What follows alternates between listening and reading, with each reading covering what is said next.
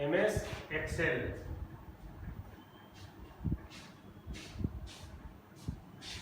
MS Excel में आज जो क्लास होगा फंक्शन का, फंक्शन में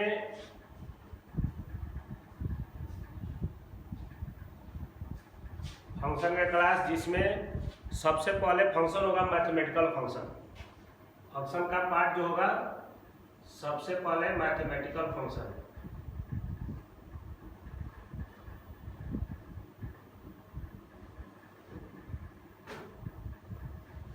मैथमेटिकल फंक्शन में कौन कौन सा फंक्शन आता है और उसका कैसे यूज होता है। तो फंक्शन यूज करने के लिए सबसे पहले उसका प्रोसेस है कि पहले एक डाटा क्रिएट करिए,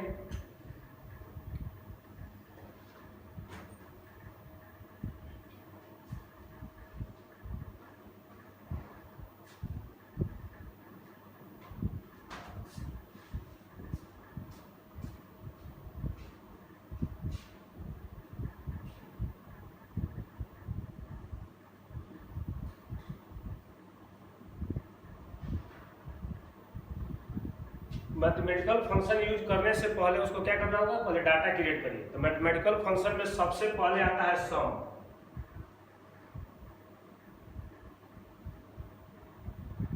सम फंक्शन का काम है कि जितना भी रेंज हम देंगे इसमें से उस रेंज के न्यूमेरिकल वैल्यू जो है उसको जोड़ने का काम करता है। तो इसमें इसका जो फॉर्मूला लिखा जाता है, तो फॉर्मूला लिखने के लिए लिखा जाता है इक्वल टू सम,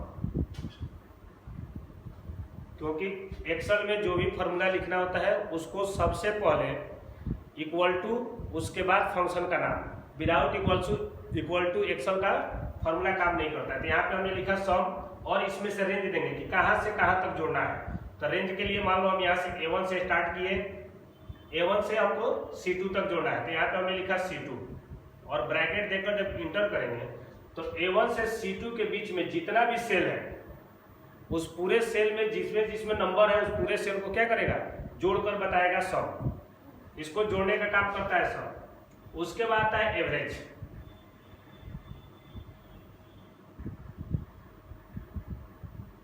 एवरेज का काम है औसत निकालना। तो एवरेज का वर्क होता है कि जितना भी सेल आप दीजिएगा उस पूरे सेल को पहले जोड़ेगा और जोड़ने के बाद नंबर ऑफ सेल काउंट करेगा और उतना सेल से उसको भाग देगा। तो इसका फॉर्मूला लिखने के लिए इक्वल टू एवरेज कहां से कहां तक लेना है, तो हमने ले लिया A1 से लेकर B3 और यहां से इंटर कर दीजिए। तो इसमें होगा A1 से लेकर B3 का मतलब होगा इस पूरे सेल को ले लिया और पूरे सेल को लेने के बाद इसमें नंबर ऑफ काउंट सेल करेगा 1 2 3 4 5 6। तो इस पूरे सेल को जोड़कर पूरे सेल को जोड़ेगा, उसके बाद 6 सेल से उसको भाग देगा। तो 6 सेल से भाग देने के बाद जो रिजल्ट उसका आएगा तब उसको क्या करेगा, ये आउटपुट देगा। क्योंकि प्रोसेस इसमें नहीं दिखाएगा, सिर्फ इनपुट दीजिए आउटपुट दिखाएगा।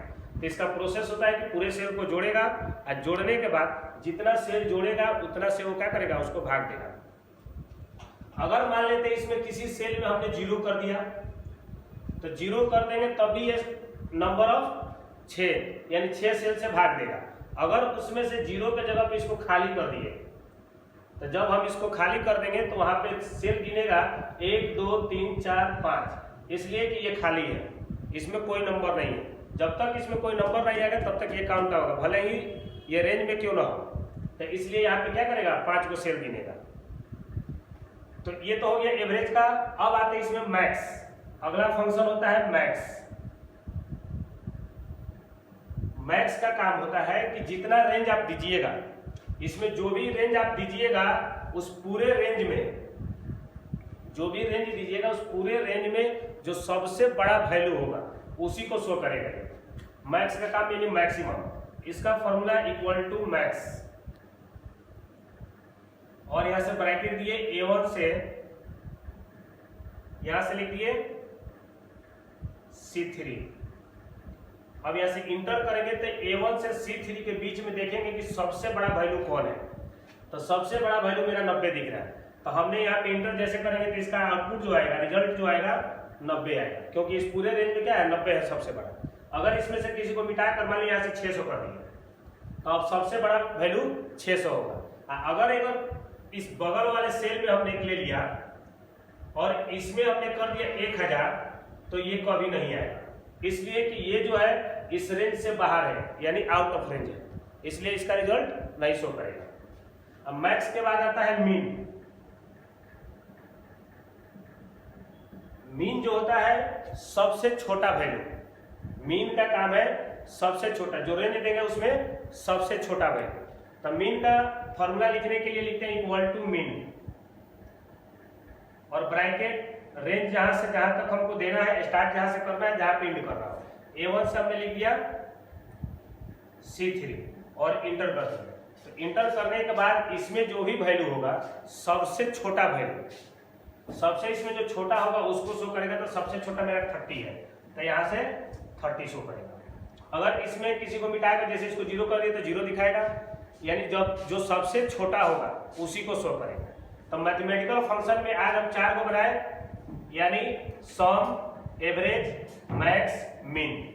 आज के क्लास में मैथमेटिकल फंक्शन के इसी में 4 का हमने रिजल्ट बताया है, 4 को बताया। अगले क्लास में इसके बाद वाले फंक्शन को बताएंगे।